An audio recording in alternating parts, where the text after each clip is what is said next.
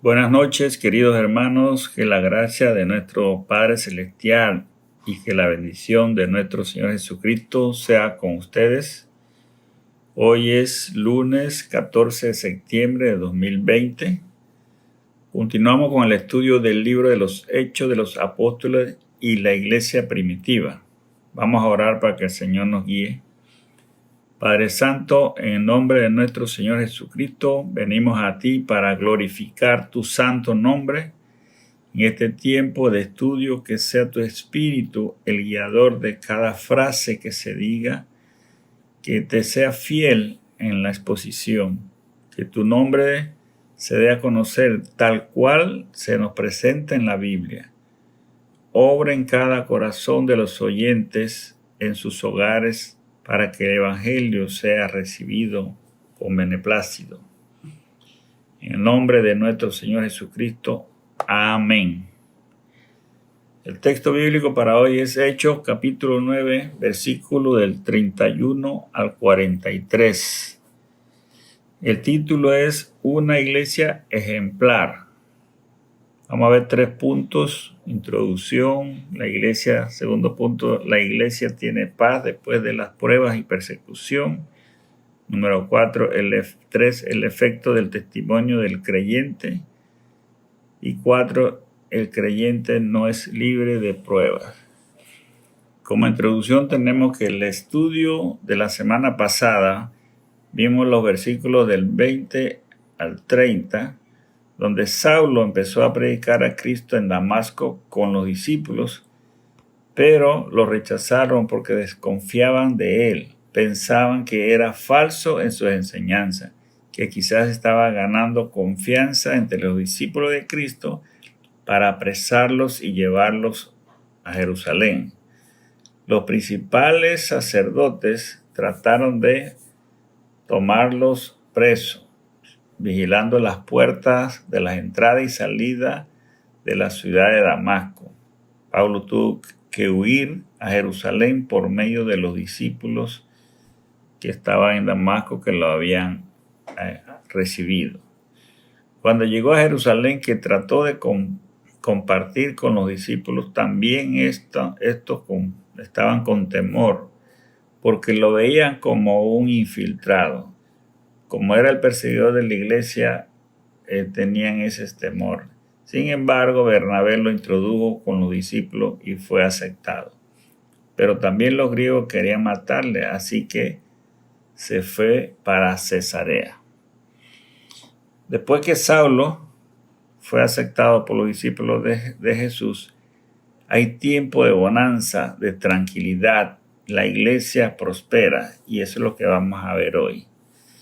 Segundo punto, tenemos que la iglesia tiene paz después de las pruebas y persecución. Hechos 9:31. Vamos a leer desde el versículo 31. 9:31. Entonces la iglesia tenía paz por toda Judea, Galilea y Samaria, y eran edificadas andando en el temor del Señor, se acrecentaban fortalecidas por el Espíritu Santo. Desde el inicio de la iglesia, que estaba perseguida por la religión judía, cuando empezó en Jerusalén, esta persecución se acrecentó al inicio de este mismo capítulo 9, 9:1. Podemos verlo, capítulo 9:1, que decía: Saulo, respirando aún amenazas y muerte contra los discípulos del Señor, vino al sumo sacerdote. Los decretos de Dios son incomprensibles. Su sabia sabiduría convirtió el corazón de un hombre que traía maldad a su iglesia en beneficio y bendiciones. A pesar de las persecuciones iniciales, la iglesia se había esparcido por toda Judea, Galilea y Samaria. Esa labor de los primeros discípulos fue trabajar en la obra del Señor, esparciendo el Evangelio a todas partes. También es nuestra labor apoyar a llevar el Evangelio en los lugares donde todavía no se predique la sana doctrina. El Señor dará el crecimiento de su iglesia. Dice que la iglesia tenía paz. No pensemos que las persecuciones habían cesado por completo, y definitivamente claro que no, sino que la intensidad que le daba Saulo había bajado. Les permitía congregarse con tranquilidad, que les daba esa paz en Cristo. Las iglesias eran edificadas, andando en temor del Señor. No es que se construían grandes edificios o templos, se refiere al pueblo de Dios. Cuando una iglesia anda en el temor de Dios, esa congregación edifica su vida espiritual. Hay crecimiento en el conocimiento de Cristo. Hay conocimiento en la santidad de Dios. Y nos conocemos nosotros mismos que somos pecadores y rechazamos las cosas que no agradan a Dios. Hay una comunión entre Dios y la congregación tiene comunión entre ellos mismos. Se acrecentaban fortalecidas por el Espíritu Santo. La obra del Espíritu Santo en cada creyente es hacer que su viejo hombre sea sepultado 7 metros bajo tierra. Todos esos pecados que lo tenían esclavizado, erradicarlos por completo de su corazón y ahora viva en un temor a Dios. Todo sea reemplazado por los frutos del Espíritu Santo. La palabra fortalecido viene del griego paraklesis, un llamamiento a brindar ayuda, confortar, a consolar, a animar por medio del Paracleto, que es el Consolador, el Espíritu Santo, alguien que da sostén. Ese fortalecimiento de la iglesia primitiva es por medio del Espíritu Santo, que a pesar de las persecuciones, ellos tenían esa fuerza de seguir el Evangelio de Cristo. El tercer punto es el efecto del testimonio del creyente. Y vamos a leer Hechos del 32 al 35. Aconteció que Pedro, visitando a todos, vino también a los santos que habitaban en Lida, y halló allí a uno que se llamaba Eneas, que hacía 8 años que estaba en cama, pues era paralítico. Y le dijo Pedro: Eneas, Jesucristo te sana, levántate y haz tu cama. Y enseguida se levantó. Y le vieron todos los que habitaban en Lida y en Sarón, los cuales se convirtieron al Señor. Pedro visitando a todos. Los apóstoles y los discípulos en la iglesia primitiva tenían un ferviente compromiso con el ministerio. Estaban dedicados al 100% en la obra del Señor. Pedro viaja a visitar las comunidades lejanas, y en este caso a Lida, a predicar, y donde habían discípulos de Jesús, y también los visita para apoyarlos. Dice que encontró allí a un santo. Él era un discípulo desconocido, un paralítico que estaba en cama. Ya hacían 8 años. Pedro visitó a un enfermo que necesitaba la ayuda. Era un santo. Era una enfermedad que los médicos no podían hacer nada. La parálisis es una enfermedad que deja postrada a la persona. Querido hermano, ¿cuándo fue la última vez que usted visitó a un enfermo? Quizás si visitáramos frecuentemente, encontráramos más personas que necesitan la ayuda espiritual y tendríamos oportunidades de compartir el Evangelio y hacer el bien por medio de Dios. Eneas, dice Pedro, Eneas, Jesucristo te sana. Pedro es el medio para hacer los milagros. Deja muy claro que el poder de Jesucristo es el que sana a Eneas. Pedro no se vanagloria diciendo que él sanó al paralítico. El creyente no tiene poder en la oración. El poder en la oración es de Jesús. Solo tenemos que orar con fe y Dios hace su voluntad.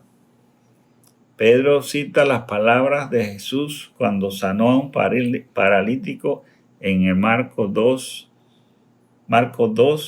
10 al 12. Leemos, pues para que sepáis que el Hijo del Hombre tiene potestad en la tierra para perdonar pecados, dijo al paralítico, a ti te digo, levántate, toma tu lecho y vete a tu casa. Entonces él se levantó enseguida y tomando su lecho salió delante de todos, de manera que todos se asombraron y glorificaron a Dios diciendo, nunca hemos visto tal cosa. Estas palabras de Pedro usadas tienen toda la fe en Jesucristo, que tiene potestad en la tierra para perdonar los pecados y sanar. Por eso el milagro fue realizado de inmediato. Dice, y le vieron todos los que habitaban en Lida y en Sarón, los cuales se convirtieron al Señor. Aquí tenemos los efectos del testimonio de los creyentes. ¿Qué produce el buen testimonio de cada uno de la iglesia? Somos luz para el mundo. La sanación de Eneas da de forma milagrosa. Es el testimonio de la fe en Eneas y la fe de Pedro en Jesucristo para las otras personas que fueron convertidas en el Señor con la predicación del Evangelio. ¿Es su vida diaria un buen testimonio de Jesús para otras personas?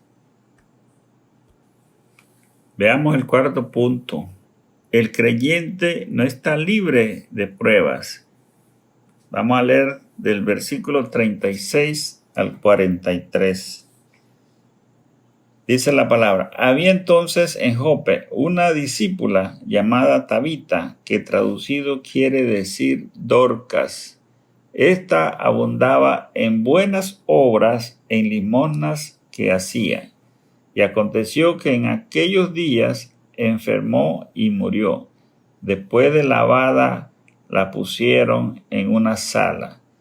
Y como Lida estaba cerca de Jope, los discípulos, oyendo que Pedro estaba allí, le enviaron 2 hombres a rogarle, no tardes en venir a nosotros.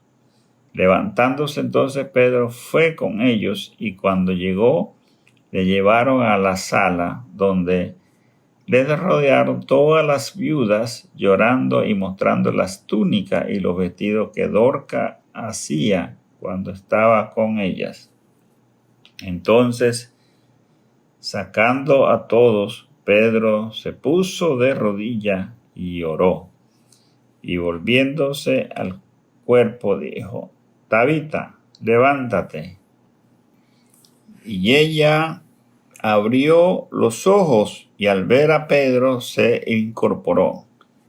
Y él, dándole la mano, le levantó. Entonces, llamando a los santos y a las viudas, la presentó viva. Eso fue notorio en toda Jope, y muchos creyeron en el Señor. Y aconteció que se quedó muchos días en Jope, en casa de un cierto Simón curtidor, llamada Tabita, que traducido quiere decir Dorcas. Este versículo describe a Tabita o a Dorcas, que las 2 palabras significan sierva, servidora de Dios. Quizás es la única parte de la Biblia que habla de discípula, para referirse a una seguidora de Cristo. Tabita es un ejemplo para los cristianos de la iglesia del presente. Dice que abundaba en buenas obras y limosnas que hacía. En la práctica, o sea, que hacía en la práctica. Ayudaba a quienes necesitaban su ayuda y también sostenía la obra del Señor con sus limosnas. Y quizás tenemos un mal concepto de la palabra limosna. Consideramos limosna como algo que nos sobra, o buscamos el sencillo más pequeño que tengo para ponerlo en el plato de las ofrendas. Limosna significa donativo, dádiva, ayuda, donación. Así que Tabita no daba lo que le sobraba en la cartera chiquita, el menudo más pequeño, sino devolvía al Señor lo que le pertenece al Señor. Les pregunto, hermano, ¿sus buenas obras y su limosna para la obra del Señor es igual a la de Tabita? Entonces dice que a Pedro vinieron a rogarle. Este pasaje nos recuerda cómo cuando murió Lázaro y fueron a buscar a Jesús. Básicamente es igual. Pedro estaba en Lida, cerca de Jope, y los discípulos fueron a buscar a Pedro. Ellos escucharon que Dios hacía milagros, instrumento de Pedro, y quizás podía hacer algo por Tabita. Tabita, a pesar que era una seguidora de Jesús, de buen testimonio, que daba limosna, enfermó de una enfermedad, válgame en la redundancia, muy grave, de muerte, que sufría, y también sus familiares sufrían por verla a ella en ese estado. Nosotros, los cristianos, tenemos que saber que no estamos libres de los sufrimientos. Podemos sufrir enfermedades graves de muerte, quedar sin trabajo, pérdida de familiares cercanos, ofensa de nuestra familia, quizás nos roben también, y también recibamos ataques de Satanás. Cuando esto no suceda, solo hay que dejarlo en manos del Señor y que Él haga su voluntad. Y cualquiera que sea su voluntad del Señor es por un propósito que Él tiene, ya sea en su ministerio, en nuestra vida personal, o que sea para algún testimonio que el Señor así haya predestinado. Dice, levantándose entonces Pedro fue con ellos. Pedro acudió al llamado de los cristianos, al lugar donde estaba la familia. A lo mejor solo esperaban que le diera las condolencias o que fortaleciera a la familia que tenía un gran dolor por la pérdida terrenal de Tabita. Cuando uno llega donde hay un muerto, eso es lo que esperan, decir que lo acompaña en su sentimiento, en su dolor, ¿verdad? Pero aquí es algo diferente. El Espíritu Santo ministra a Pedro para que hiciera lo mismo que Jesús hizo en Marcos 5, 38, 43. Busquemos Marcos 5, 38, 43, a ver qué hizo Jesús. Dice, y vino a casa del principal de la sinagoga y vio el alboroto y a los que lloraban y lamentaban mucho. Y entrando les dijo, ¿por qué alborotáis y lloráis? La niña no está muerta, sino duerme. Y se burlaban de él. Mas él, echando fuera a todos, tomó al padre y a la madre de la niña y a los que estaban con él, y entró donde estaba la niña.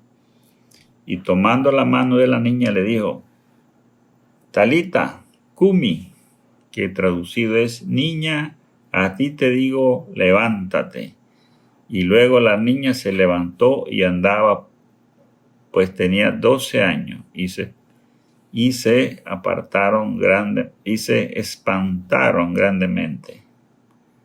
Pero él les mandó mucho que nadie lo supiera, y dijo que se le diese de comer. La oración intercesora de Pedro hizo que Jesús devolviera el alma al cuerpo de Tabita, que le dijo, levántate. Y ella abrió los ojos al ver a Pedro y se incorporó.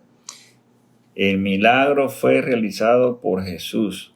Tabita resucitó de la muerte terrenal y regresó con sus familiares y amigos. La presentaron viva. Y la pregunta es, si un cristiano muere, ¿es disfrutar del gozo celestial mejor que estar en la tierra? Entonces, ¿por qué resucitar a Tabita? ¿Y por qué todos están asombrados por el milagro? Es cierto que cuando el cristiano muere va a gozar al cielo, pero deja mucho dolor a los familiares. Ese es un momento de consternación.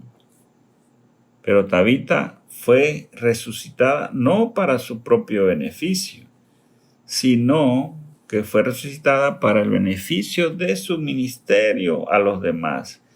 Los incrédulos ven la muerte como una pérdida, y al resucitar a Tabita ven que en ella, que siendo una cristiana de buenas obras, que Dios le da una segunda oportunidad en la vida terrenal. Ellos lo ven de esa forma. También el haber resucitado Tabita es para el beneficio del ministerio de los apóstoles en la obra de Jesús, porque vieron el poder de Dios haciendo un milagro extraordinario. Y al ver ese milagro extraordinario y al ver el poder de Dios, entonces muchos creyeron en Dios, dice, y fueron salvos. Así que ese era el propósito principal, el de resucitar a Tabita. Queremos leer nuevamente el 41 para hacer una anotación. Dice el 41, y él, dándole la mano, le levantó. Entonces, llamando a los santos y a las viudas, la presentó viva. Aquí hay que hacer énfasis en llamando a los santos, porque en el versículo 32 también dice que Pedro visitó a los santos, y ahora en el 41 también dice que llamando a los santos, o sea, los santos en Lida y los santos en Jope. Es por primera vez en este versículo que en la Biblia llama santo a los hijos de Dios, a las gentes, a los que son salvos, le llama santo por primera vez. Siempre le llamó discípulos. Y vemos que tengamos claro que cuando la Biblia llama a los cristianos santos, no significa que sean algo perfecto, algo sobrenatural, algo incansable, algo celestial. No, significa que somos apartados del mundo, somos diferentes, somos sacado del mundo general para su gloria, para dar un testimonio de la obra de Cristo, que hemos nacido de nuevo. Eso es lo que significa crecer cristiano. Es un santo, pero no es que su santidad es algo perfecto. Que sí vamos a ser diferente al mundo. Sí, después del nuevo nacimiento tenemos que tener una vida de santificación, una vida limpia, una vida que no nos agrada el pecado. A pesar que pecamos, porque somos humanos, pero no es un agrado, nos mortifica ese pecado, no nos agrada hacerlo. Y el 43 dice que se quedó muchos días en Jope en casa de un cierto curtidor. El curtidor era la profesión más despreciable que había para los judíos, y para la ley era prohibido relacionarse con las personas que trabajaban con animales muertos.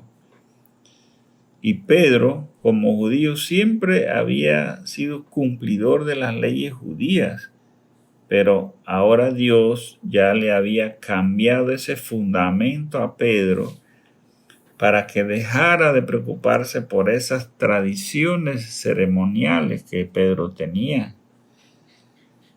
Y ahora Pedro puede compartir con este curtidor de animales, curtidor de cueros.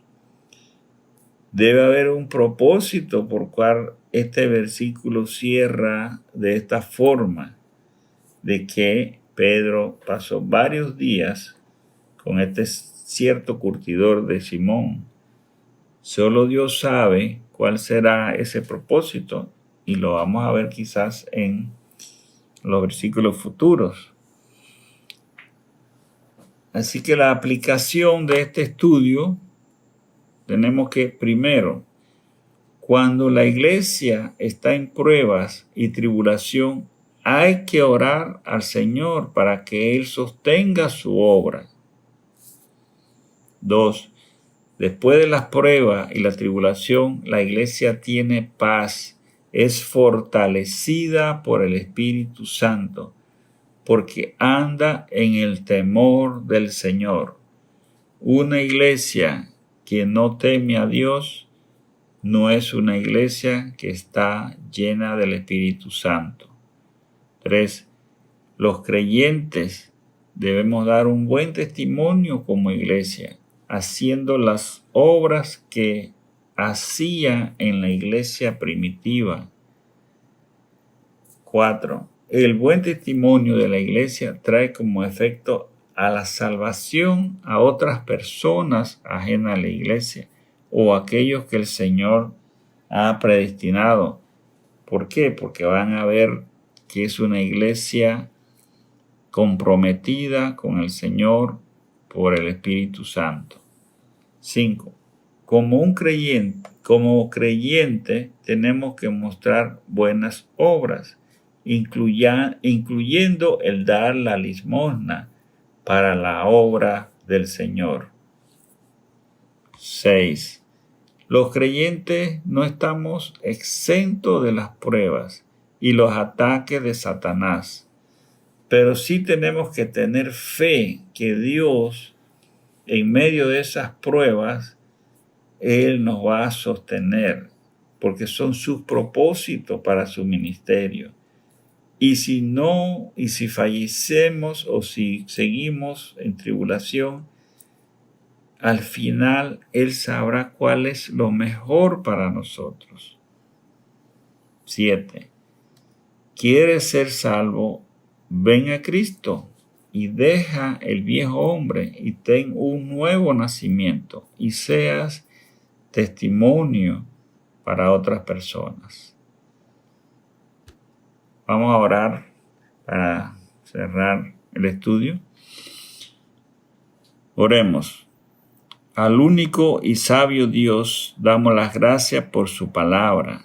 Gracias por usar esos hombres de la iglesia primitiva para que nos dejaran sus enseñanzas y testimonio para tu iglesia que lucha por el Evangelio. Te rogamos que la paz, la edificación y el fortalecimiento de la iglesia local sea por medio del Espíritu Santo.